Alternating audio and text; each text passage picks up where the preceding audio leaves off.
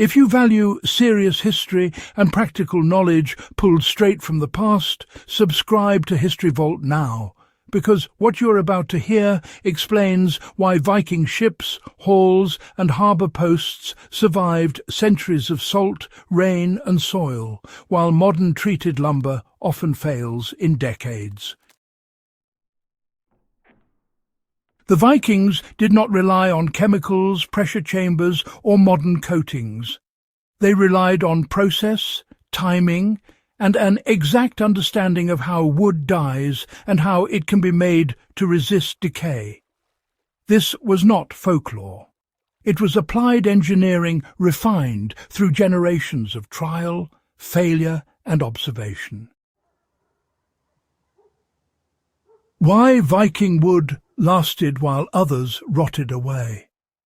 Wood rots for one reason only. Fungi consume it. Fungi require moisture, oxygen, and accessible nutrients within the wood fibres. So, the Viking solution was not to poison fungi, but instead to remove one or more of those requirements. Their methods focused on altering the internal structure of timber so that moisture movement slowed, nutrients became inaccessible, and, oxygen flow was restricted. When all three were addressed together, rot simply could not gain a foothold. Now, how tree selection determined the lifespan of Viking structures is really fascinating. Vikings never treated wood as interchangeable material. Tree species, age and growth conditions all mattered. Slow-grown pine, oak and spruce from cold regions were favoured because, dense growth rings reduced internal air pockets. You see, trees grown in those harsh climates developed resin-rich heartwood, which had a natural defence against fungal invasion. It's fascinating how nature equips itself, isn't it? Now, here's something modern builders can learn from the past. Timber that's cut from fast-grown plantations tends to rot faster. Why? Well, it's because it contains more sapwood and has wider pores. So, selecting slow-grown, dense wood is still the first and most critical step toward ensuring durability.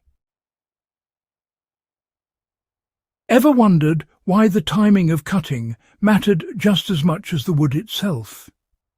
Vikings had this figured out. They cut trees during winter dormancy.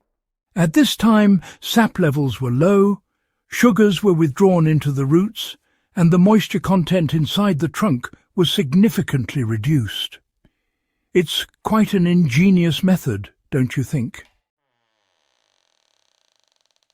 So, this actually deprived fungi of immediate food sources and, really slowed down post-harvest decay. Cutting during winter also reduced internal stress as the wood dried, which minimized cracks where moisture could later enter. This single timing decision, believe it or not, extended the lifespan of Viking timber before any further treatment even began. How Viking bark stripping altered moisture behavior permanently. One of the most overlooked Viking techniques was partial bark removal before felling. By girdling or stripping bark weeks or even months in advance, Vikings forced the tree to begin drying internally while still standing. This reduced moisture content gradually and evenly, preventing internal collapse. For modern application, this principle translates into slow, controlled drying rather than rushed kiln processes. Rapid drying creates microfractures that invite moisture and decay later. How smoke curing transformed wood from the inside out. Viking smoke curing was not surface charring. Timbers were exposed to cool, resin-rich smoke over extended periods. So, smoke deposits phenols and aldehydes into wood fibres, and these compounds actually inhibit fungal growth and repel insects. Unlike modern sealants that, tend to trap moisture inside, smoke curing allowed wood to breathe while still remaining hostile to decay organisms. And that's exactly why smoke-treated Viking timbers stayed stable, even in really damp conditions. Now, why did tar and resin seal wood without suffocating it? Well, Viking pine tar was not paint. It was a breathable preservative, and it came from slow-burning resin-rich pine roots. When it was applied warm, it penetrated deeply into the wood, filling up the capillaries without forming a brittle surface layer. This method allowed moisture inside the wood to escape, while at the same time preventing new water from entering. Modern waterproof coatings, on the other hand, often fail because they trap moisture, which actually accelerates internal rot. Applying natural pine tar to exterior wood remains one of the most effective long-term preservation methods available, particularly for posts, fences, and marine structures. It's fascinating how this age-old technique continues to be so relevant today. How burial and water immersion prevented rot instead of causing it. Counterintuitively, Vikings often buried wood in bogs or submerged it in water. Oxygen deprivation stopped fungal activity entirely. It's amazing to think that bog-preserved wood recovered today remains structurally sound after 1,000 years. How Viking joinery reduced rot without preservatives. Viking construction avoided flat water-trapping surfaces. Roof beams were angled, joints shed water naturally. Wood was raised off the ground, using stone bases whenever possible. These design choices mattered as much as chemical protection, which is quite remarkable when you think about it.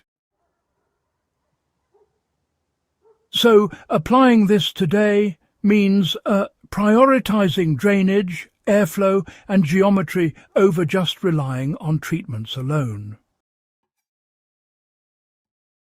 So, why did Viking methods actually outperform modern pressure treatment? Well, modern pressure-treated wood often relies on toxic compounds that, tend to leach out over time, while the wood itself is often, honestly, still poorly prepared. Vikings, on the other hand, treated the wood before construction, even during cutting, drying and shaping, not just as an afterthought. Let's talk about how you can apply Viking wood preservation principles today. First, select slow-grown timber and cut it during dormancy. Then, dry it slowly, expose it to smoke or resin when possible, and apply breathable sealants like pine tar. Also, design structures that shed water naturally. Each step, honestly, just compounds the next. If you skip one, you reduce the effectiveness. This isn't just nostalgia talking, it's material science that's been proven by time. So, why was this knowledge forgotten? Industrialization really favored speed over longevity. Buildings just weren't expected to last for centuries anymore. Viking methods required patience and skill, which, to be fair, didn't scale easily.